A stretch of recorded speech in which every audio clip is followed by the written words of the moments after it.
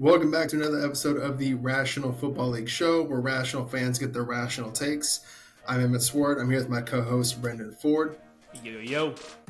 You guys can find us on YouTube, Spotify, Instagram, Twitter, and TikTok. Don't forget to hit the subscribe button and get the bell turned on the bell for notifications.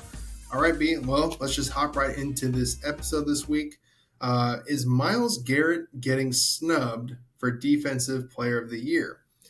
Since he's come into the league, he's had 4 Pro Bowls. And this is a first overall pick in 2017. He's had 4 Pro Bowls, 4 All Pros. He's had 74.5 sacks in 84 games. Since 2017, he is third in sacks behind Aaron Donald and T.J. Watt while playing in 6 less games than Aaron Donald and 3 less games than T.J. Watt. He has 5 straight seasons of double-digit sacks, and he was first in pass rush win rate in 2022. Don't say that 5 times fast. According to PFF. Just some additional numbers out here. He's got 360 pressures for Myles Garrett versus 339 for TJ Watt. And the Browns have only had 1 winning season since he's been there in 2020. I would say, based on some of these numbers that I found during the research, I would argue that he's been snubbed. He's only gotten a few votes for Defensive Player of the Year before, and that was in this past season. He took 5th place, I believe, in the voting, but he's never been higher than that. He's never gotten any real consideration. Usually when fans talk about, who's the top pass rusher in the league right now, it's Micah Parsons, it's Nick Bosa, it's T.J. Watt. I feel like he gets left off. I know PFF ran a couple of graphics and numbers a few weeks ago about, and second down pass rushing and third down pass rushing, obvious pass rushing, all these different situations. And it was like, I kept looking for, Nick Bosa, and Myles Garrett was like number 1 or number 2 in every single category. I don't know. What do you think? Do you think am I overreacting to this? Is he getting snubbed? Is this being ridiculous? Is there any substance to what I'm saying? What do you think? Am I crazy? No, I think there's no. No, I think you bring up a lot of good points, man. But to answer your question, is he getting snubbed? I honestly don't think he is. I mean, he is a beast. Okay, he's a beast of a man. Okay, he's had a steady career. I think he averages at least 14, 15 sacks a season since he's been in the league, something around there. But dude, if you think about it, he's finished top 5 in sacks only twice in his career. So if he's not finishing first overall in sacks, how can he actually win the Defensive Player of the Year award? And he's not getting any support, is he? I mean, look at the guys he's got to play with. I got some of these dudes. Let me know if you've heard of these dudes. Jadeveon Clowney, who's had 43 sacks in his career, 9 in 2021 and 2 in 2022. Olivier Vernon had 63.5 career sacks, 3.5 in 2019 and 9 in 2020. These are when they were on the Browns. Sheldon Richardson. I mean, the best dude he's played with is going to be this year. It's Darius Smith. He's got 54.5 sacks. And 3 of his last 4 seasons, he had 10 plus. So I think we might get a better evaluation, but if Smith can even stay healthy, but yeah, man. I mean, I get your point, and I'm not saying he's overrated or anything like that. I think he's. Did B just say he's overrated? Headline. People will be like, this line on my name now. I don't think he's overrated. I don't think he's underrated. I think he's just properly rated. I would put him top 5 edge rushers in today's game. But dude, I'll be honest. I think TJ Watt's better. I know it's a random name, but I think I would take TJ Watt over Myles Garrett in a heartbeat.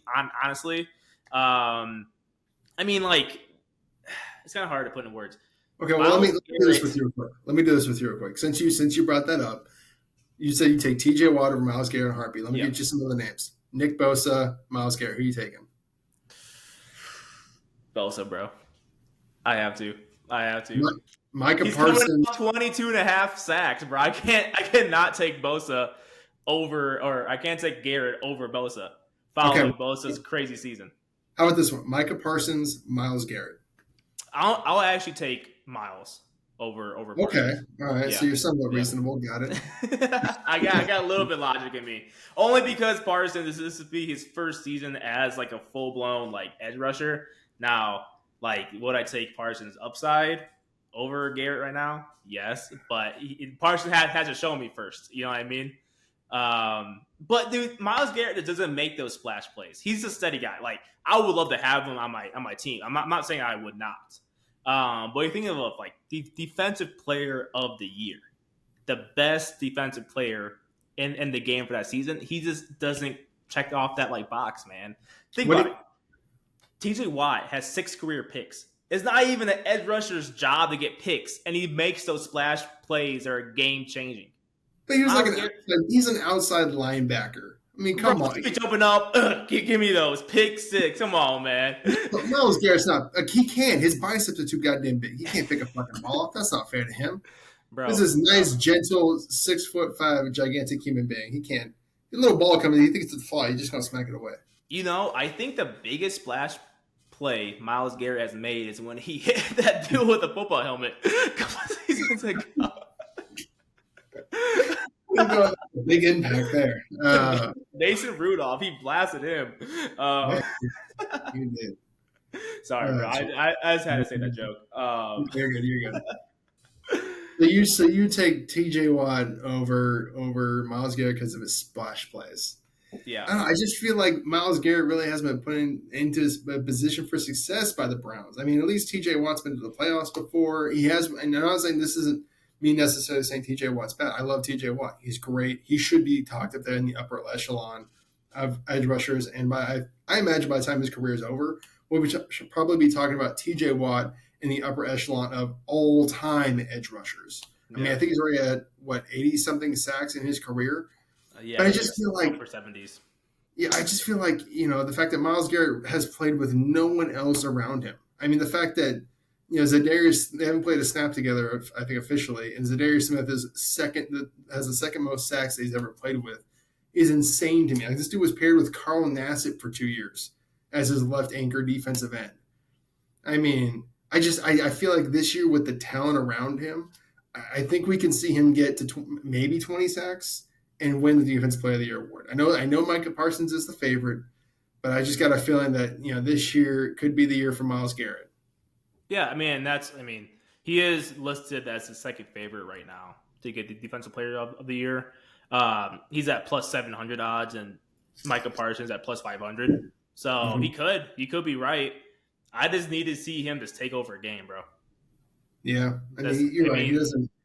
You know what I mean? I mean, think about it. Like, I'm really, really probably off base here, but who did like Aaron Donald play during his like prime seasons? I feel like he just took over the game no matter what. Like, did he have any? You know what I mean? Like, he played for the Niners. I think it was 2019 when I think he won the Defensive Player of the Year that year or something to that effect.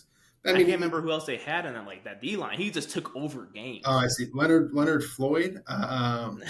Good old Leonard Floyd. I think Leonard Floyd was there. But you're right. There's a difference. Aaron Donald is and has been an absolute game wrecker. Like, you have to plan for him. As a fan, you can watch him think, this guy's in the backfield every goddamn. Like, can someone just block this dude? And I feel like you really don't get that same kind of a vibe with Myles Garrett. There's times he does kind of disappear a little bit, but I don't know, man. I feel like he's getting double teamed, and triple teamed a lot. I mean, I don't have the numbers in front of me of that, but he has to be like top of the league, chips and whatnot. Yeah. But I don't know. I think it'd be great for him though. If he went out there and got 20 sacks, won it, that'd be dope, man. Yeah, he was also the Browns' Walter Payton Man of the Year award winner a few years ago. So he's a solid, good dude. So yeah, I think it's time for us to start giving Myles Garrett his just dues. And I think we start talking about like a top edge rusher that he is, and he definitely needs some help. And I think this year, and this is going to be a bold take here, if it doesn't happen this year with the Browns where it kind of looks good, I think they should just get rid of him. They should trade him. Let him go somewhere where he can flourish. Pair him with a Micah Parsons or with a not TJ Watt. That would never happen. But the Chargers. That'd be crazy though. Could you imagine that Steelers defense? I think. Do you hear that sound? Garrett. What's That's the that? sound of all the Browns fans killing themselves from the thought of Myles Garrett being a Pittsburgh Steelers uniform. That would be wild. I mean, that would never happen. I mean, they would have to give up like 3 first-round draft picks for the Browns to even think about doing that. I don't think there's enough draft picks the Steelers could offer that would get the Browns to trade Myles Garrett to the Steelers. I Yeah, think they'd rather facts. send him anywhere else but there. Yeah. But What's his? Never mind. I'll say a random tangent of what his contract is like to see if he will ever become like a free agent or something like that. But I that's doubt kind it. of outside He's like the one. scope. Yeah, he's like one of those guys that you just keep re-signing him. It's like an Aaron Donald. Like even if he threatens to retire, you just here's an extra $5 million, dude. Put the pads back on. Yeah. But all right, let's move us on to our next topic. So going back to our college football, a little dive here. Florida State, are they going to win the ACC this year? Are they the team to beat? They went 10-3 last year. They finished second in the ACC Atlantic Division behind Clemson. They finished 11th in the AP poll last year. So at the end of the season, that's where they were ranked. And they did win out 6 straight games to close out the season. So I know a lot of people are probably thinking, oh, it should go to Clemson, it should go to UNC, but they did end with the hottest streak in, I think, all of college football, and at least in the ACC that I could see.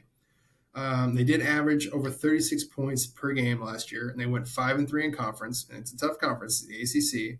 It's not the SEC, but, it's got one of them season there. There. They're still playing the South. Their star quarterback, Jordan Travis, threw for over 3,000 yards last year, and he did have a 5-1 touchdown to interception ratio, which is a phenomenal ratio. I think he had 24 touchdowns to 5 picks. I mean, again, for a college quarterback, that's great. And he also did complete 64% of his passes last year. So, and you got a star quarterback, which is good start. Behind him, he has a star running back in Trey Benson, who rushed for 6.4 yards per carry. Had almost 1,000 yards rushing last year. Benson also finished as the most elusive back in college football, according to PFF. The biggest or glaring deficiency, I will say, that kind of caught me off guard while we're kind of looking at some of the numbers for this. They had no receivers over 1,000 yards last year. I think the lead receiver had 824, and that was Johnny Wilson last year. But they did add a couple good pieces. So they got a transfer from, I believe, Michigan State, Keon Coleman, who had 15 catches of 20-plus yards last year. And Johnny Wilson did come back, and he had almost 21 yards per catch last year, which I think was second or third in all of college football, but led the ACC.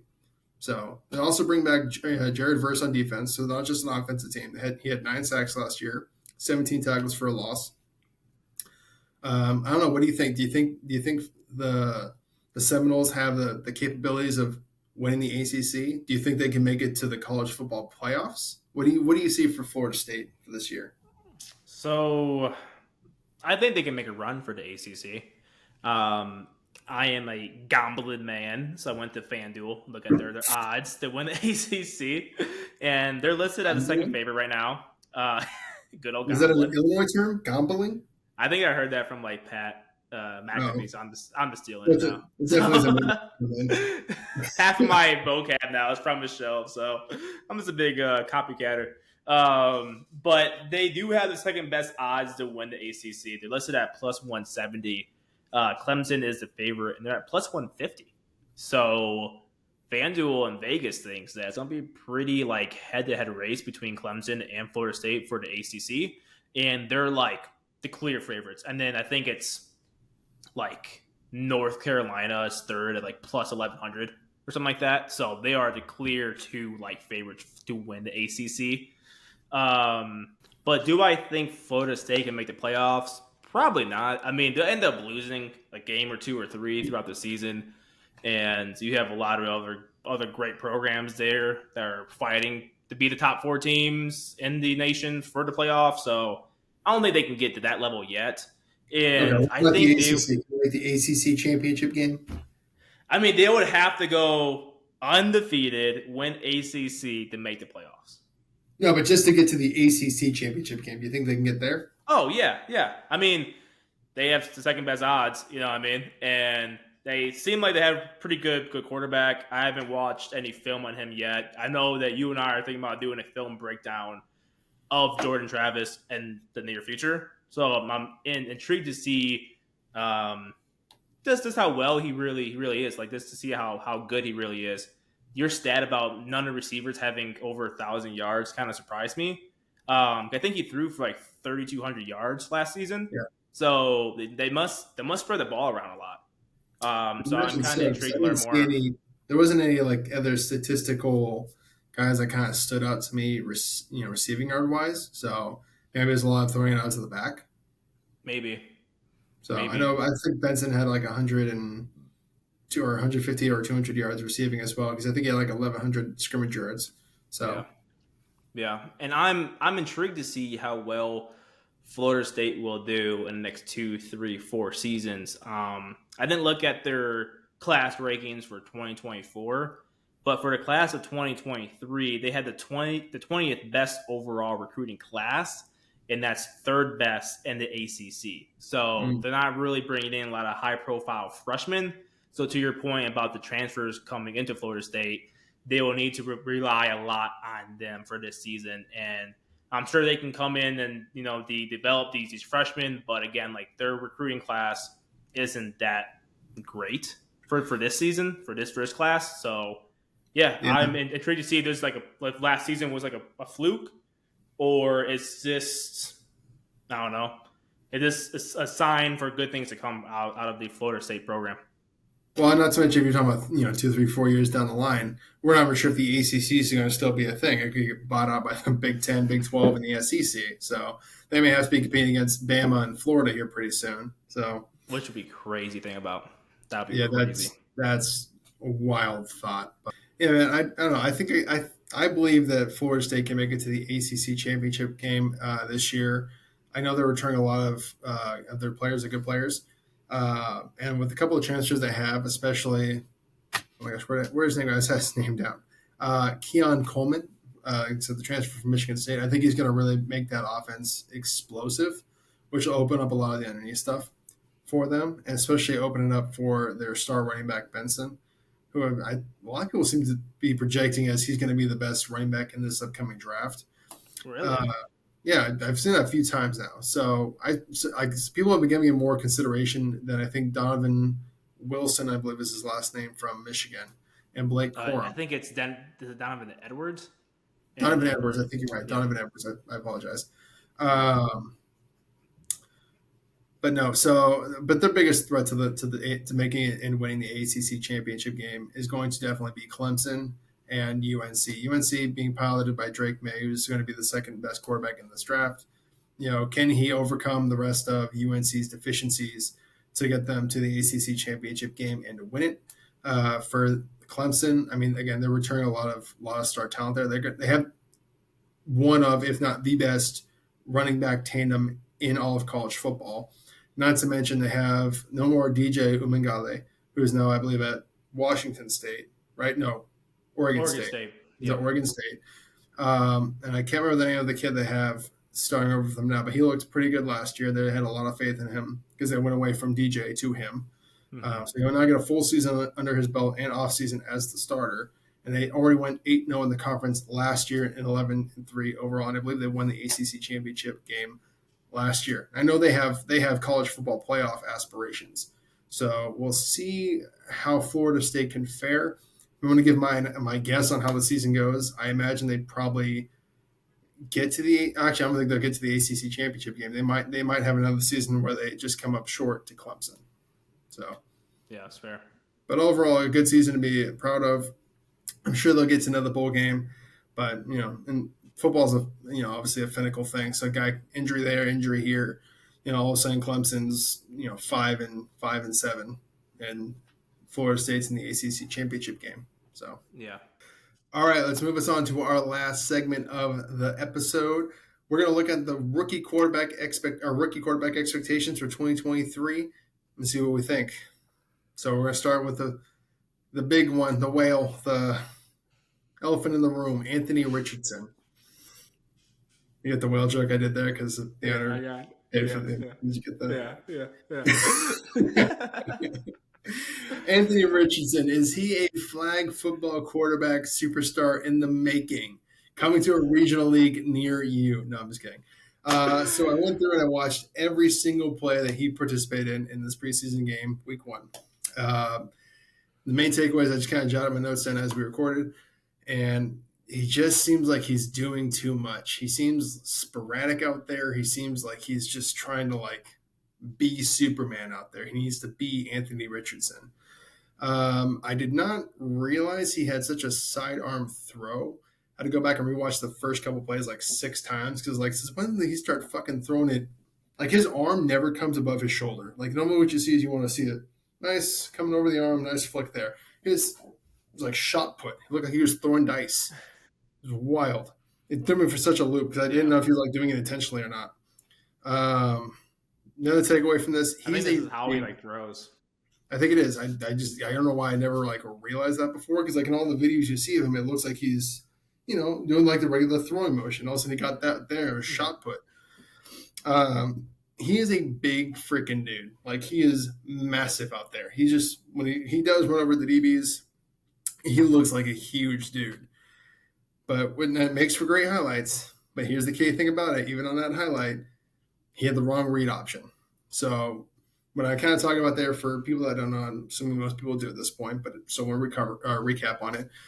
What quarterbacks are told is on a run option. So, you got the running back crossing the face of the quarterback. He can either keep it or give it. You want to read the defensive end, or usually there's some guys left unblocked, the read man. If the read man bails down, you keep it, you take it yourself, you beat him to the outside because he's pretty much taking himself out of the play.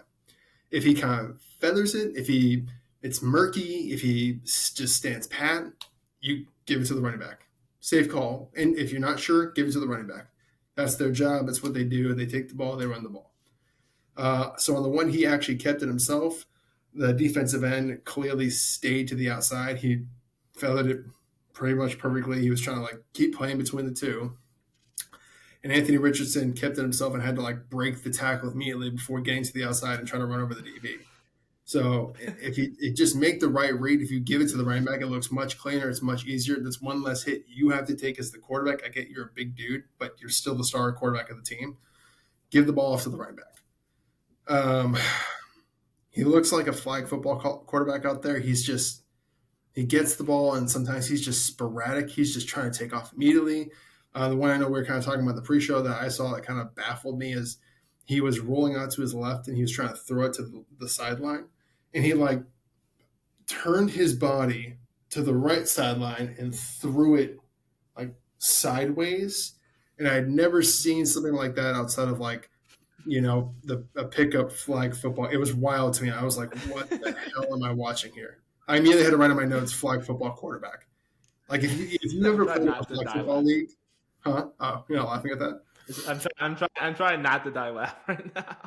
I mean, if you've ever played in a flag football league and you always had that one dude that was just he would just squat back and then take off running because he didn't I don't know if he didn't trust his receivers, didn't trust his reads, whatever it was. That's kind of what it felt like sometimes with Richardson. He was, especially to start the game. Yeah. He was just running somewhere.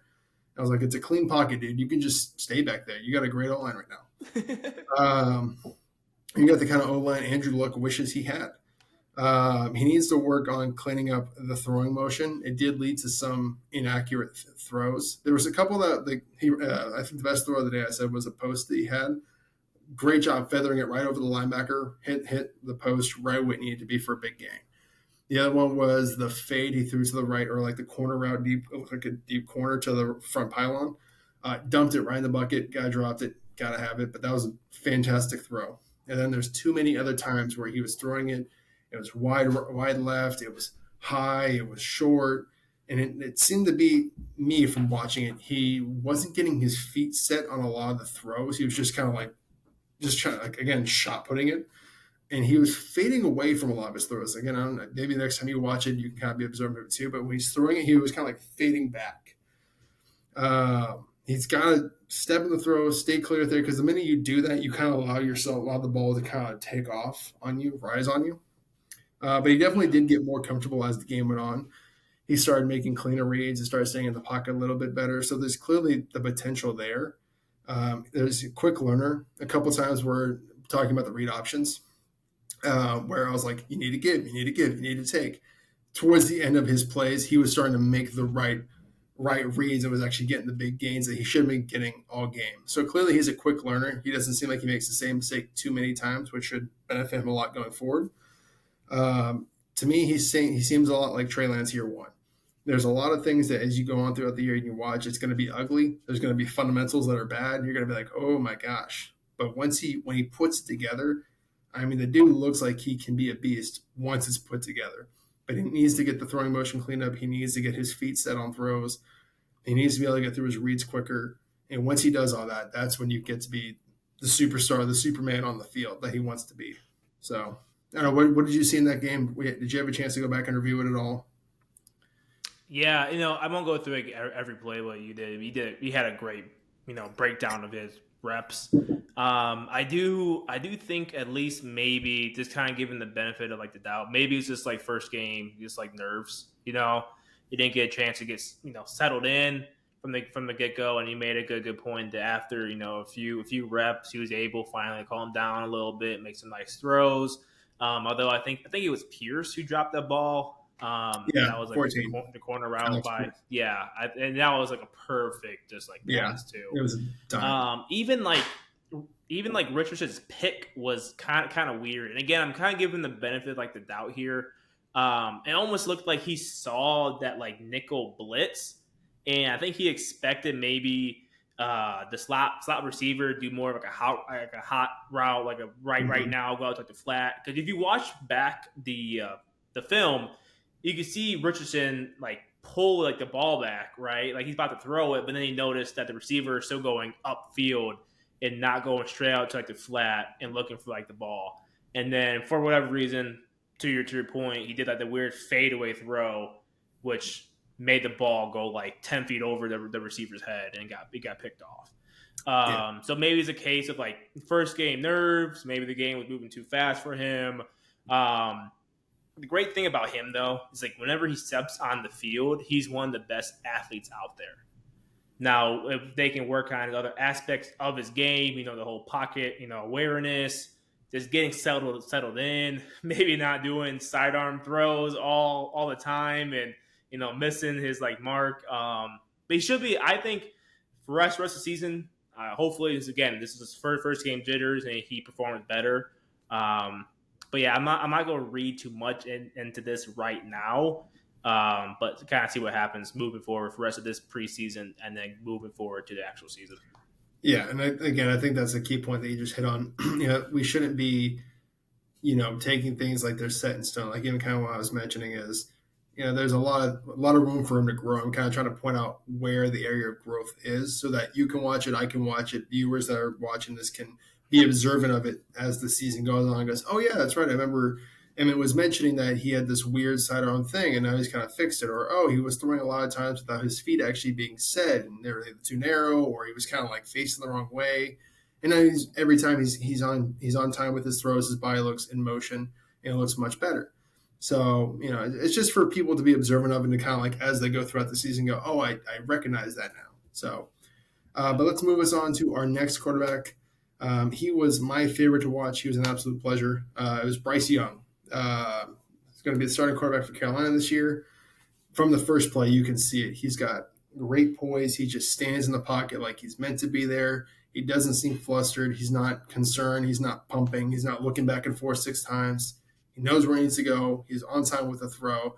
And when I say on time with the throw, I mean right when the receiver's getting out of their break, ball's already on, or the ball is coming to them at that point. It's not late to where the DB can get back into the picture and make a play on the ball or make a pick. He was consistent getting the ball out on time where it needed to go.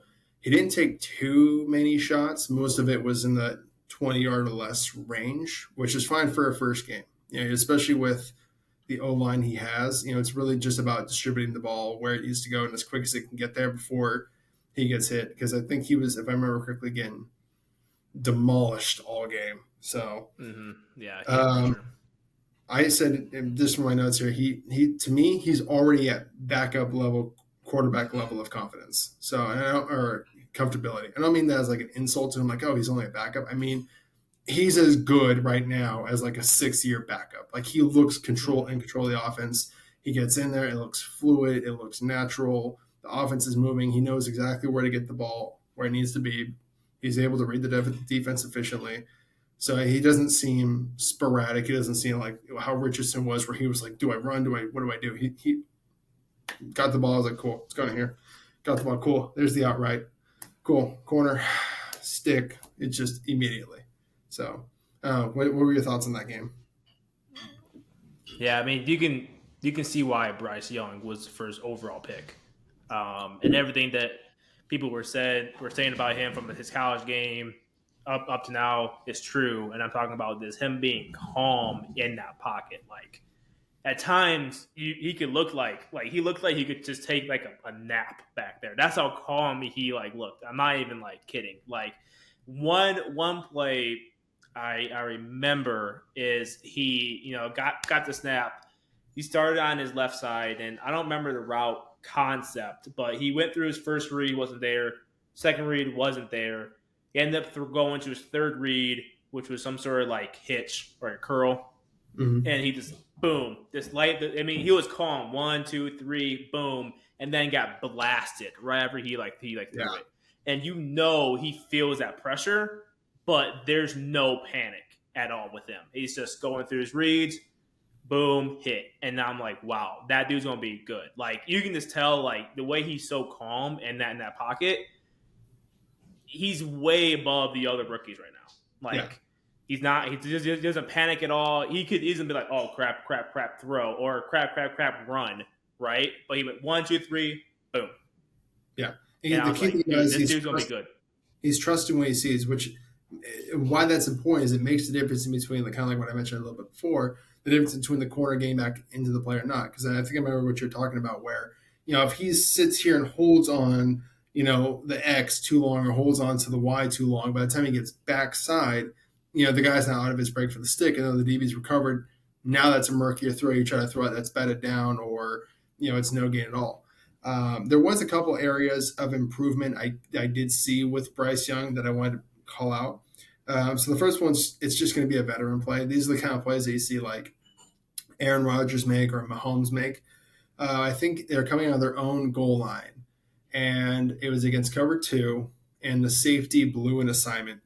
So the corner sat down the flat still to try to take away the out route, and the safety immediately ran over to the flat as well. And Bryce threw it out to the flat, and it was delivered on time, so it was able to get there before the DB can make a play on the ball. And it was caught for like a 3-yard gain, which was the difference between being at, I think it was 2nd and 8, and made it 3rd and 5 instead.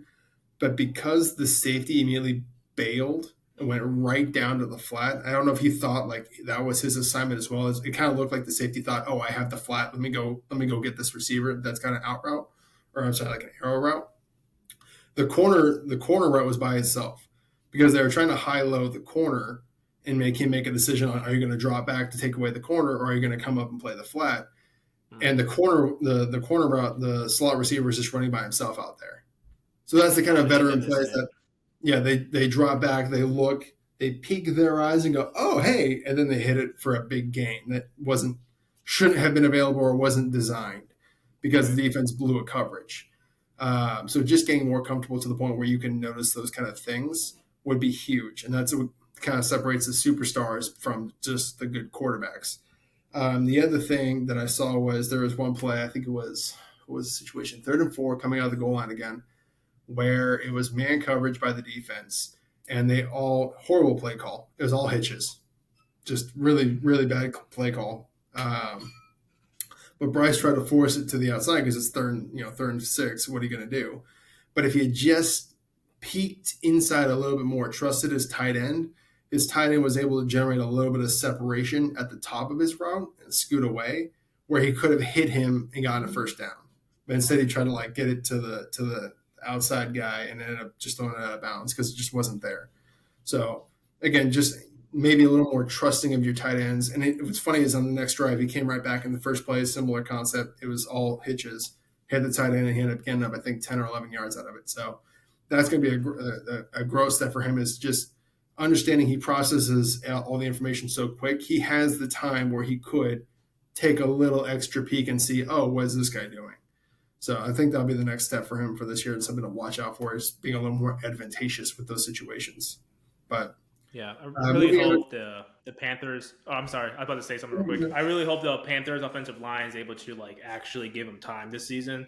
I know that it was his preseason. And I don't know. I don't know the Panthers well enough that their first O line was out there when Bryce Young was out there, but like he was like under duress at almost every rep. Like he Yeah. didn't have much time, so they can give him time. And I don't know, it might not be this season, but maybe next season they get him a true wide receiver one. I think the dude's gonna be good. Yeah, like maybe they should start looking to see if DJ Moore is available or something. He'd look good in Yeah, that Panther outfit. dude, it's so No, so crazy. It's almost like DJ Moore was like just there as a wide no, receiver one, and now he's gone. I don't know. wild. No, but here's I'm not actually super concerned about the pressure because or the O line because he has a similar trait to what like Joe Burrow does. Like Bryce Young isn't super athletic, like he's not going to beat you with his legs, but he's just mobile enough to extend a play. But he processes the defense so quick. I mean, just for context sake, like the defenses that were running were very, very vanilla. The fact that I could just turn the tape on and immediately see what they were pre-snap, there was no adjustment pre-snap to post-snap. What they were in is what they were in. It was either cover three, they lined up in cover three, they ran cover three, or it was cover two, ran cover two, lined up in cover two. But the fact that he immediately was able to process the information, get to where he needed to go, was something that I didn't see from the other a couple of the other quarterbacks that we looked at. He knew immediately where he wanted to go, where it was supposed to be. It was just about checking the boxes off to get there. Hey, where's the leverage here? Who's got inside? So, the fact that he was able to function on it, that's why I'm not super concerned about the O line is because when he gets to the speed of once he finally figures out the NFL defenses and is able to process that information, it's going to happen so quick. He's going to know immediately where the ball goes. He's going to, if it's a high low, he's going to snap it, check, go. The D line won't even have time to get to him. It's because he'll know where, and the ball will be released already. He'll be throwing guys up before they even know they're open. Is what we'll be seeing from Bryce Young. He's got the same kind of Joe Burrow factor. Moving on to our next guy, I know a fan favorite from my co-host B here, C.J. Stroud. Good old CJ. Mr. Four Plays. Did we get an explanation on that? Why do you only play like 4 plays? Did you see anything about that? No. Was it? I don't even remember. Was it? Did he only play one drive? It was only one drive, right? Was it? I think it might have been was 2. it 2? It might have been 2. I think he only threw 4 passes. No. Yeah, he only threw 4 passes. Yeah, it wasn't total 4 plays. Yeah, so it was two drives, 4 passes, and he begged the coach to let him go back out there. Yeah. So he's going to be your starting quarterback. Why not leave him out there for like the first quarter at least? Yeah.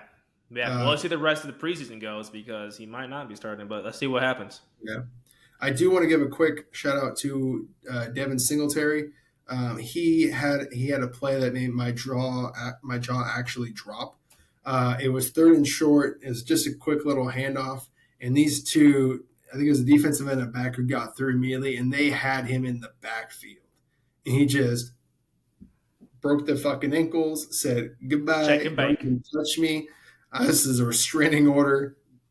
I was able to pick up, I think, like 5 or 6 on it. I had to rewatch it like 8 times. I was like, how the did he do that? Who the hell is this guy? Yeah. I was surprised it was Devin Singletary. Just absolutely broke their ankles in the back. Like they had him dead to rights. It was like one of those blown assignments. The D lineman just comes through and kills this little running back. Nope. He's like, nah, don't touch me. I'm good. Thanks. From the Bills, right? No, he was from the Bills. He's on the Texans now. Yeah, I didn't realize he even played for the Texans. Neither did I. I had to look up. I was like, who the fuck is 28? Is this some rookie? Nope, it was Devin Singletary. I was like, God damn, dude. But that's what we're going to shout out to Devin. Because he like stole the film sesh from me. But anyway, going to CJ Stroud. So of his 2 of his 4 throws, he was definitely late. So the first play, and this is kind of when you can see the difference if you just go back and watch Bryce Young's first play where he got the ball, immediately knew he was going to that 10-yard stick to Adam Thielen and hit him right out of his break. Versus CJ Stroud's first play. CJ Stroud, it was cover 3 because that's pretty much the only thing the Patriots showed him was cover 3 until the end. We got the pick, which was cover 3 Robert. They had 2 out routes on, and he looked to the right, looked to the 2, looked to the 3, and then got to the 4. And then you can kind of like feel it, like as a fan, you're like, okay, throw. It wasn't coming out. He was just holding it just a second longer. So what it looked like in the game is what you would have wanted to see is the receiver getting out of his break, turning his head around, and the ball being right there. What it actually looked like is the receiver got out of his break, got to the sideline, turned around, giving his whole chest to the quarterback, and was sitting there waiting on the sideline, which is not what you want to see on an out route. That just tells me he's getting to it late. And then thankfully there was so much space because it was cover 3 that he was able to still catch the ball and make a play. But that could be the difference of 2 or 3 extra yards if he's catching it right out of the break and turning it up versus being from a stop position and having to restart. He missed the corner route. I'm sorry, that was the wrong one. He was not getting any help in protection. I think he got sacked on one of the plays where I kind of rewatched it like 4 or 5 times. Like, is there something he could have done differently? Could he gotten it to his hot? Could he gotten it somewhere else? And there really wasn't. Singletary did not do him any favors, just completely whiffed on the block. So the D lineman was right in his face before he could even look to a check down or anything like that. Yeah. So I think that kind of, and then obviously was baited with cover 3, Robber on the pick, where again he got to it late. If he kind of like double clutched instead of just trusting it and throwing it early, because if he does that, that makes a difference. Maybe the safety can't get to it in time and it's able to be a completion, or you throw it away and go, hey, this just isn't our play. Let's love to see another down. So I think he's got some growth, just some NFL level growth to get there. A little bit of processing the defense quicker, processing the play, and just trusting what he's seeing. It didn't really seem like he was trusting what was going on at the time. So, but those are all very fixable things, very coachable things. So I'll be curious to see how it goes throughout the season and how quickly he's able to process the information.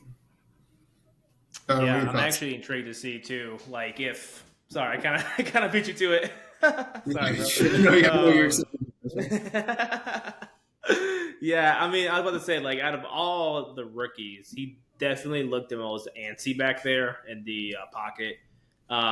Didn't really get a chance to really settle in. Maybe it's because of lack of reps. Maybe it's other factors, like the game was moving too fast for him. I don't know, but I'm intrigued to see how the battle for QB1 goes for the Texans because, I mean, when Mills came in the game, it was almost a night and day difference. Like, offense, He was on offense moving better. He seemed just better. Just more calm back there, which makes sense. I think, this would be Mills' third season, 3rd or 4th. I think it's 3rd. Either way, second or third. Yeah, I think it might be his 3rd, which makes sense. He's been a starting quarterback for them for a couple seasons now, so he should be better. But again, I'm kind of intrigued to see it. Again, I'm not trying to overreact off, 4 total passes from his first preseason game, but you almost have to think about if he is that way, super, antsy, panic in the pocket, can't get anything going on for the rest of this preseason. I mean, if you're the Texans, you would have to play Mills, right? I mean, you would think so. But if they want to give their rookie quarterback more reps and just say, fuck it, let him start, that's cool too. But I think Mills is definitely, I think. I was going to say, I think it kind of depends, and I hate to say it this way, but how dedicated they are to winning. Like, I don't think anyone's projecting them to win the AFC South. I don't know what their expectations for what a successful season would be this year. If they're comfortable letting CJ Stroud start, there's going to be a lot of bumps as he learns the complexities of NFL defense versus college defenses. He's also not really getting done any favors with the O-line or really any weapons around him. But again, there was preseason. I don't know if that was the Texans starting O-line. I don't know if that's the Texans starting receivers. So it's tough to gauge that. But if they go with him, it looks like it's going to be a rough season. But there's a staunch difference in between his play versus Richardson's play. Richardson was out there. He looked antsy. He looked like, I need to be Superman. I need to do what I need to do to be comfortable. Versus with CJ Stroud, his technique was all great. He just didn't look like he was trusting what he was seeing. And that's going to be the key thing is, especially on the layups, when you're facing just standard cover 3, that's what you've been facing that since high school. You need to trust what you see and get it out on time. Now, when you get to the regular season and it's, a cover 6 that converts to a cover 4 post snap, or it's a cover 6 that's actually man with a safety blitz, that's now we're getting to much, or D linemen are now dropping into zone coverages and the DBs that's that's going to be a different thing that you're going to have to, there's going to be bumps and bruises, and that's just going to be, I've never seen that before. That's going to trip me up, and I'm not going to get that until I've seen it 16 more times. Yeah, but that's fair. Yeah. So, but for him, like I said, it's just about trusting what you see, trusting what you believe, and going with it. With Richardson, it's about you have these great gifts. You need to find the right funnel to make them effective on a football field that he still has not done yet. Yeah. You bring up a good point too about the Texans' philosophy. Like if they really want to win a few games this year, probably would be best to go with Mills. But they're like, no, screw it. We're going to just develop CJ Stroud. He's our franchise guy. Let's get him out there. I mean, Peyton Manning threw 28 picks his freshman season, his rookie season. So, I mean, maybe you have to just let him go through those growing pains this season. It's just know it's going to be shitty, but it is what it is. And if it gets too bad, you probably hold on to Mills and throw him out there just in case. Or it might be good to have Mills to lean on. Or again, my philosophy for building a team is obviously much different than an actual NFL GM's philosophy. I personally would trade Mills to a team that might need a quarterback or might be unsure. Like if the Colts, after a few weeks, they're not looking too hot, I might trade, Mills up to, the same conference, or division, but, might trade him to somewhere like that where he has a chance to maybe start and I'd get, trade for or sign a veteran quarterback that can get in there and just mentor CJ Stroud versus feel like they should be competing with CJ Stroud. Yeah. But let's move on to the Brock Purdy of this draft. I am going to call him that because, my gosh, does he look good. Dorian Thompson-Robinson. It feels like watching a 4-year vet out there. I watched him a couple of games at UCLA, and I don't think I saw what I've seen out of him with the Browns at UCLA. I mean, his poise is just completely different. He looks so confident back there. He looks like the same Bryce Young level of poise. He knows what he's doing. He knows where the ball needs to go. He's not being fooled by these vanilla defenses he's seeing. I think I think towards the end of the game, I think it was Washington is who they played. Washington started getting a little more complex. They tried running man blitzes and everything else at him and unfair. I think his last play of the game was goal line, man blitz. He hit the slot slant. Nothing. The pressure never even got near him. He was unfazed. It was amazing to watch. Again, it felt like watching a veteran guy out there who knows what he's doing. He gets the ball on time. He makes quick decision. He's got decent speed. I wouldn't say he's a burner, but he can outrun a D lineman. I was concerned he could get a little bit into trouble with some complex coverages. The biggest play I'm referencing here with that note was there was, again, a cover 2 high-low beater. It was a hitch corner, I believe, which is pretty standard. And he worked backside to front side. And by the time he finally did release the ball, the tight end made a great diving catch to get it. And it was perfect. And he got blown up by the safety, or almost blown up by the safety after the catch. But when you see it from the goal line perspective, the goal line view, which is really cool, they had it in the plays, you can see him go from here to here. Then he looks down at this stick route first before looking up to the corner route. If he needs to learn, hey, it's cover 2. Let me get right over to this now on time so I can hit him out of his break.